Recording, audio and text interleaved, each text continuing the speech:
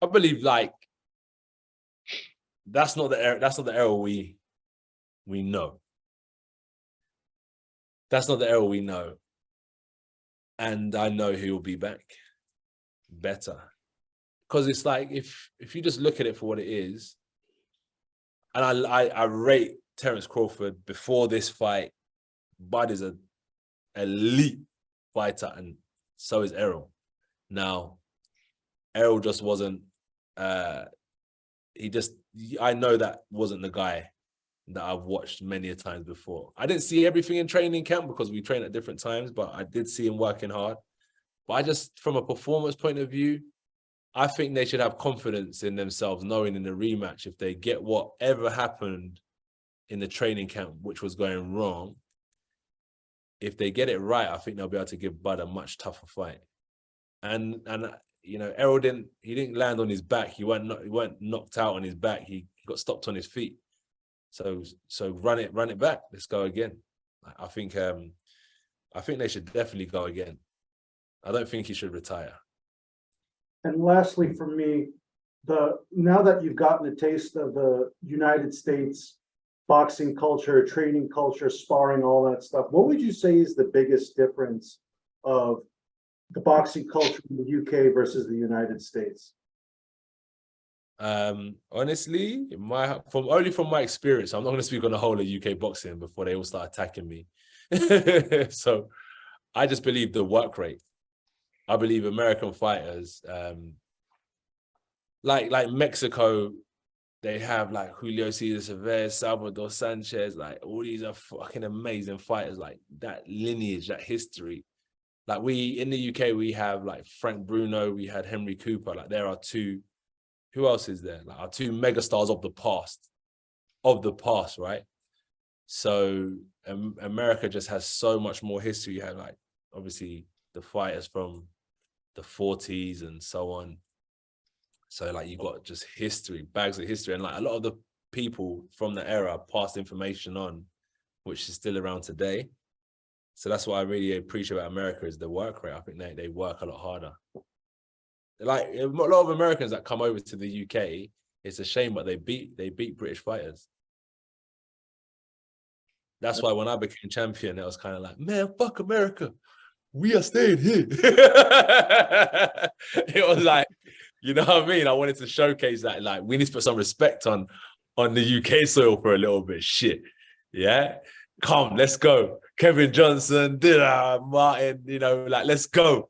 Now I ended up going out there. But it's just how funny how times change. But that was my ethos. I was like, okay, Americans are so well respected.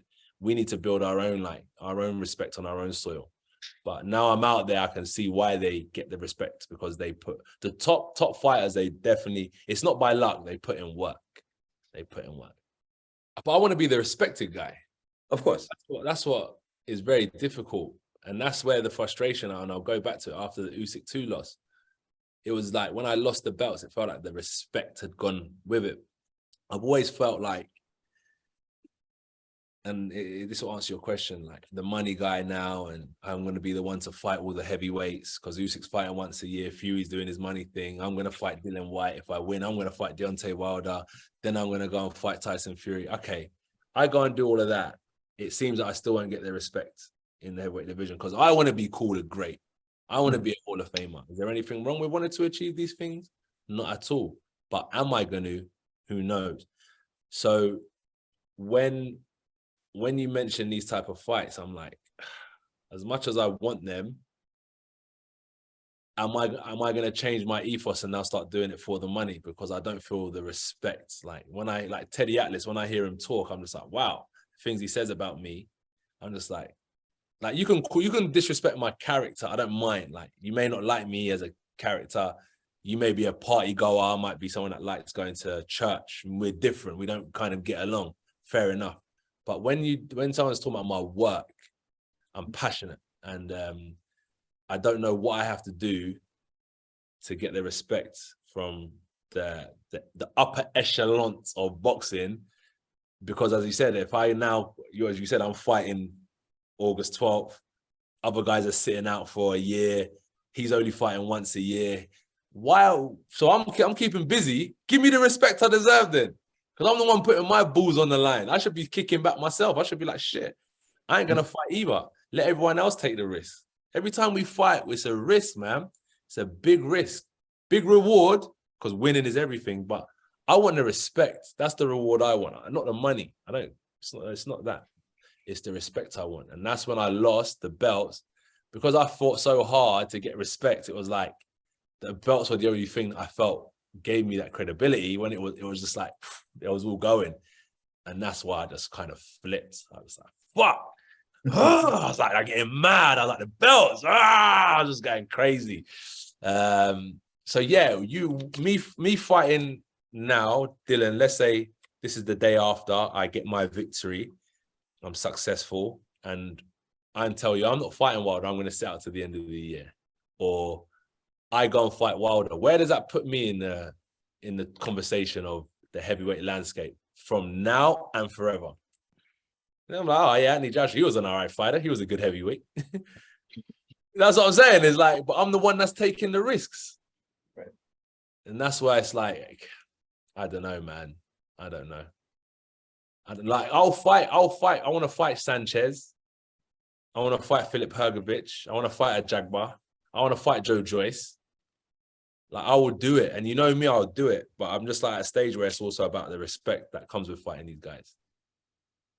And that's what I want to know is, if I go and do all this stuff, where does that leave me in the heavyweight conversation? Since 2019, this is the first time we're like having consecutive fights. Yes, in the same year. Crazy. That's not good for any fighter. Inactivity is not good. So look, as Dan said, like my last fight with Jermaine Franklin, like no knockout, maybe not the most spectacular performance, but at least I'm starting to get active again. And at the start of my career, right, when I go through people's box recs, it's so funny because like at the start, it was like this month, the second month, the fourth month, 6 months, 12 months later. And it's like, you know, active fighters, we're all fighting once a year now. Maybe I don't know what it is. The networks might be paying too much, or I don't know what it is, but I just need to get busy again. And like having this second camp with Derek James, what I learned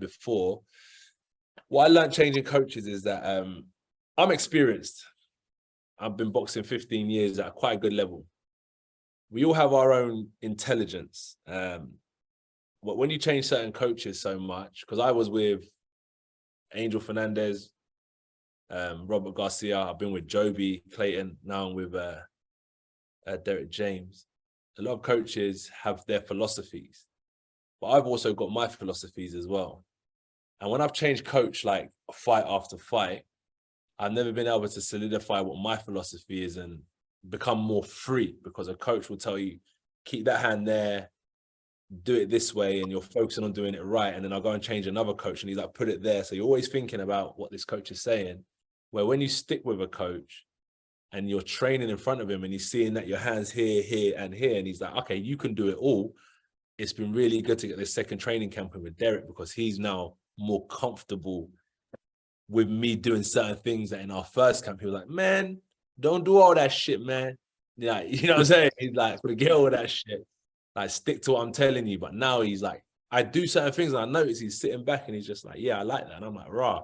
But that's the bond which has what we've created over the last 8 months working together. If I look back, it's funny because I achieved a lot, but I didn't work as hard as I do now. So being in Dallas, being in Texas, I feel like because America, like you produce, let's say the most recent great Floyd Mayweather, who's known for his work rate. Like people have been to his gym and look at him training Shakur Stevenson and what's the other guy's name? Keyshawn. I saw him training with Keyshawn.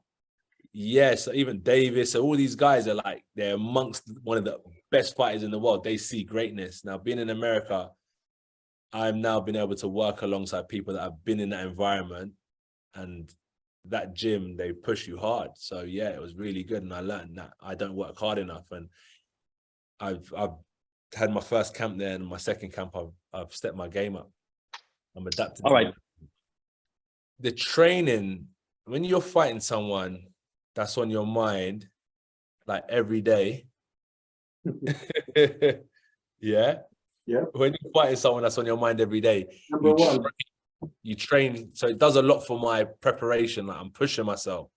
So in terms of like my battle scars and you get that thick skin, that battle skin, like it'll be really good for me, because fighting once a year, you become soft. You're not as tough as you was. So I'm getting that battle skin again. If I win in spectacular fashion, I think massive confidence booster. It gives us, you know, me and Derek more bonding time to kind of perfect our craft. And it's just what I'm supposed to be doing as a warrior. I'm supposed to be out on the battlefield conquering. That's just what I'm supposed to be doing. So I'm living my dream. But yeah, if everything goes well. So I kind of cancelled out the end of the year fight. Looking back on previous negotiations with, you know, leading heavyweights in the division, it's always been complicated and back and forth and never materialized. So I decided to, like, from a promotional point of view and management, I can always say they will always look ahead, which I think is good. And then I just realized, I said, you know, forget that. I need to just take it one step at a time, and look at the momentum I need. Even if I'm going to fight in December, I need to build momentum. Now, in terms of Dillian Whyte, obviously there's other heavyweights out there, but from an entertaining, marketing point of view, I think this one made the most sense. Obviously, the people aren't happy with it. Some people are, some people aren't. But the network is happy with it, and they're happy with the fact that it generates a big interest around the zone. All right. So my other question then for you is this. So when you fought Dillian Whyte in 2015, you guys were both young. It was before you won your first title, before you fought for a world title. You stopped him in round 7. It was pretty one-sided, but a very exciting fight. I went back and looked at it recently when this fight was made. And I wonder if you could just give me your opinion about how you think that both of you guys have changed as fighters since then, because it's been several years, of course. And if it's important for you to stop him again, because it's been a while since Anthony Joshua has scored a knockout. Yeah. How we developed, I think Dylan's developed his catch counter. It's become a massive part of his, like my uppercut was a big part of my boxing. Dylan's one is his bang, his left hook, been a massive part of his success now. Managed to develop that. I think he's become more robust, still vulnerable to certain punches, but he's very robust. He's I say, look, he didn't have a long amateur pedigree, but he's managed to stay within the top 10 for many years. So he's got good attributes. Myself, how I've developed, I've been through a lot. So I've learned how to skin a cat, that there's more than one way. For some people, they see it as he's not as aggressive or he's not the same AJ. But I believe that there are certain fights that bring that fighting nature out of you. And I always when I look back in history, you know, we remember, let's say for Muhammad Ali, for example, he's in front of me. So we will say, remember Joe Frazier, the Foreman fight. What other fight do we remember of Muhammad? Sonny Liston.